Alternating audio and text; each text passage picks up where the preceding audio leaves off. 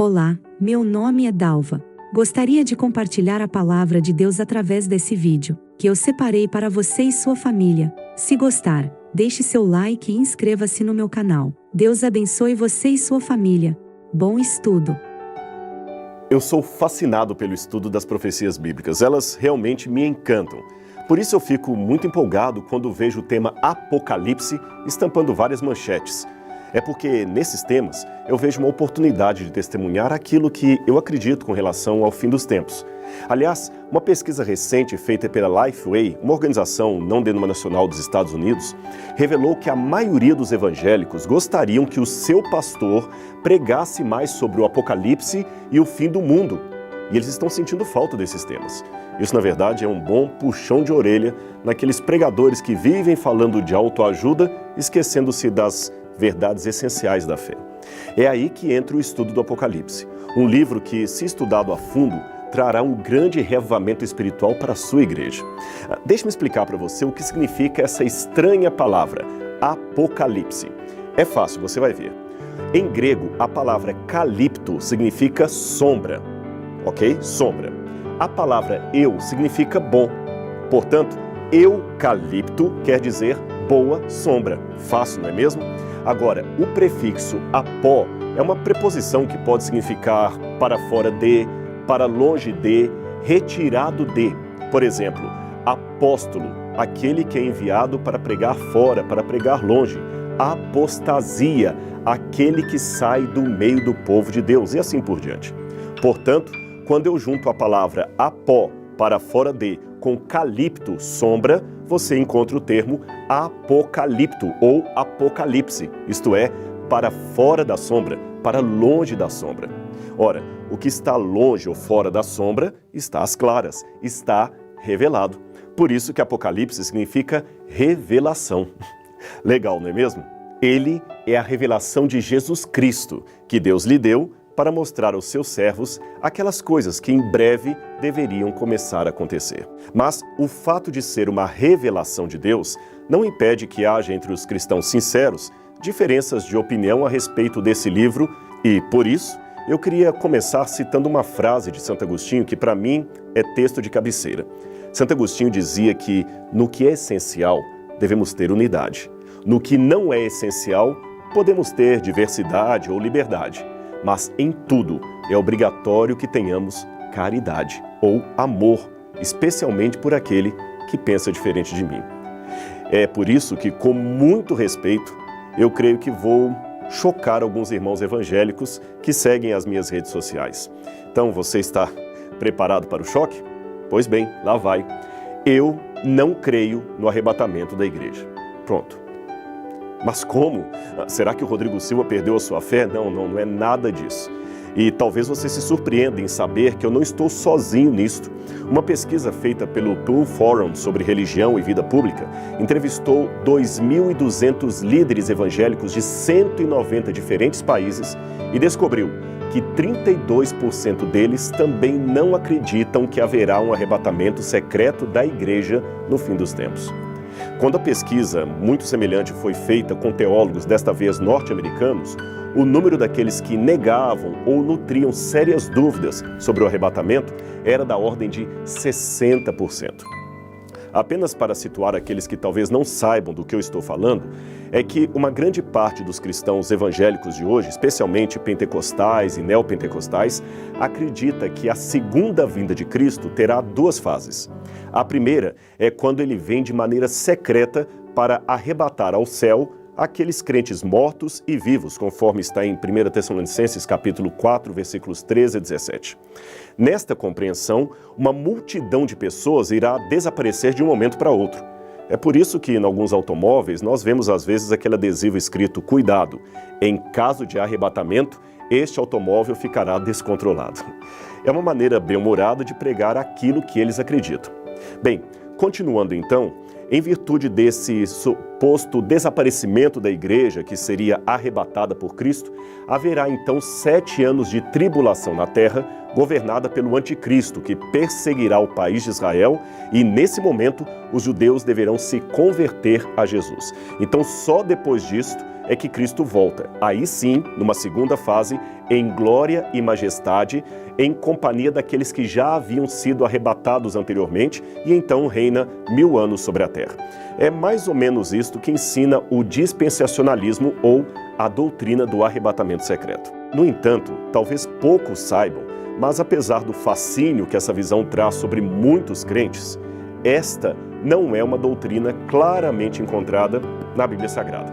E mesmo que você diga, não, está assim na Bíblia, deverá admitir que desde que o apóstolo João escreveu o Apocalipse até o ano de 1830, ninguém jamais falou dela. Ou seja, tivemos 1800 anos de cristianismo sem que ninguém sequer ouvisse falar do tal arrebatamento secreto.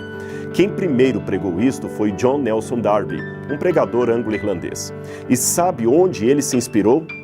Nos escritos de um jesuíta espanhol chamado Francisco Ribeira, que projetou a profecia do anticristo para um longínquo futuro a fim de combater a doutrina ou o entendimento protestante da época, que via o Apocalipse 13 como se cumprindo no poder papal da Europa. Isto é uma questão de história, eu não estou inventando, você pode checar as fontes. Os grandes reformadores, aqueles como Lutero, Calvino, Zwinglio, os irmãos Morávios, Wesley, nenhum deles acreditava no arrebatamento secreto da igreja. Pelo contrário, todos falavam apenas de uma única e clara volta de Jesus, que acontecerá em apenas um estágio e será visível e gloriosa em todo o mundo, e não num arrebatamento pré-tribulacionista. Somente no início do século XX é que essa visão do fim se tornou popular através da chamada Bíblia Anotada de Scofield e outros evangelistas. Agora, é estranho que uma doutrina assim tão complexa, tão bem elaborada como esta, e que seja supostamente bíblica, seja tão estranha na história do cristianismo. É estranho que nenhum servo de Deus a tenha percebido em 2000 anos de história da igreja. Uma vez um pastor evangélico muito consagrado a Deus, a quem eu respeito muito, me disse: mas Rodrigo, Deus tem de tirar o seu povo da terra antes que venha a grande tribulação. Veja, a história sagrada ensina que em todos os tempos, era ele argumentando, em todos os tempos de juízos divinos sobre as civilizações, Deus sempre livrou seus fiéis. Livrou Noé do dilúvio, livrou a Ló da destruição de Sodoma, livrou a Israel das 10 pragas que atribularam o Egito e prometeu livrar a sua igreja na hora daquela tentação que há de vir sobre toda a terra. Ele então citou Apocalipse capítulo 3, verso 10, que diz: eu te guardarei na hora da provação. Mas espere um pouco. Eu falei para ele então: pastor, guardar é proteger, não é retirar de um lugar para o outro. Em nenhum desses textos que você citou, Deus arrebatou o seu povo para não sofrer o juízo. Pelo contrário, ele os protegeu, mas não os tirou. Jesus mesmo orou ao Pai: não peço que os tires do mundo, mas que os livres do mal. Veja, Noé estava protegido dentro da arca, mas permaneceu em meio ao dilúvio. Ló foi tirado pelos anjos, porém correndo em meio ao fogo que caía, e ele não foi arrebatado secretamente. Os hebreus, é claro, foram poupados das pragas no Egito, mas continuavam na terra de Faraó enquanto as pragas caíam. Com muito respeito pelos que pensam diferente, eu digo que não vejo na Bíblia Sagrada nenhuma passagem que ensine claramente a volta de Jesus em 2 estágios, um secreto, o outro visível. Mas eu sei que alguém ainda dirá: Rodrigo, Paulo deixou bem claro em Tessalonicenses que nós seremos arrebatados para encontrar com o Senhor nas nuvens, e ser arrebatado é ser tomado de modo súbito, sem que ninguém veja.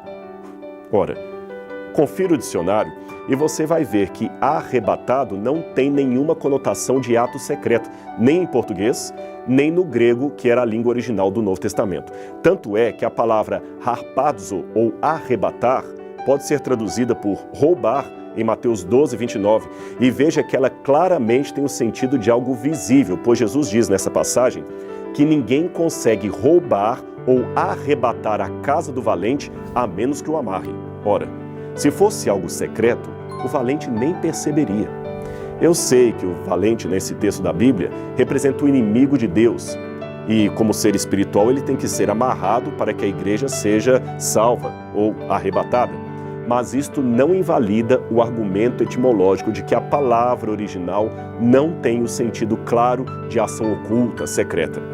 Aliás, se você prestar atenção, todos os textos normalmente lidos como referentes ao arrebatamento secreto da igreja possuem em seu contexto um quadro maior de vinda inesperada, porém gloriosa, e visível em todo o mundo, até pelos ímpios. É claro que, pelo tempo, eu não tenho como analisar passagem por passagem, mas eu cito apenas uma delas, que está em Mateus capítulo 24, versos 40 e 41. Ali diz: 2 estarão no campo, um será tomado e deixado o outro. 2 estarão no moinho, uma será tomada e deixada a outra. Será isto um arrebatamento secreto? Creio que não, por 2 motivos. Primeiro, esta passagem segue depois dos versos 30 e 31, que falam da visibilidade mundial da volta de Cristo. Portanto, é depois da vinda gloriosa que esses textos têm lugar. Em segundo lugar, a comparação que Jesus faz imediatamente antes é com o dilúvio. Esse é um dado importante para você entender essa passagem. Você pode ver na sua Bíblia. Ele fala: assim como foi nos dias de Noé, assim será a vinda do Filho do Homem. Nos dias de Noé, os homens não perceberam até que veio o dilúvio e os levou a todos. Note, os que foram levados pelo dilúvio são aqueles que se perderam. Aí ele arremata: do mesmo modo em minha vida, um será tomado e o outro deixado. Ou seja, um será levado, como os antigos foram levados pelo dilúvio, e o outro será poupado, como poupada foi a família de Noé.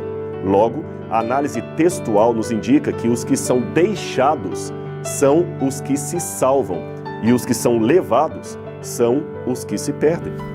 Veja com calma na sua Bíblia e você verá que é isto mesmo. Agora, a despeito de qualquer discordância interpretativa ou teológica, uma coisa eu posso dizer com muita convicção.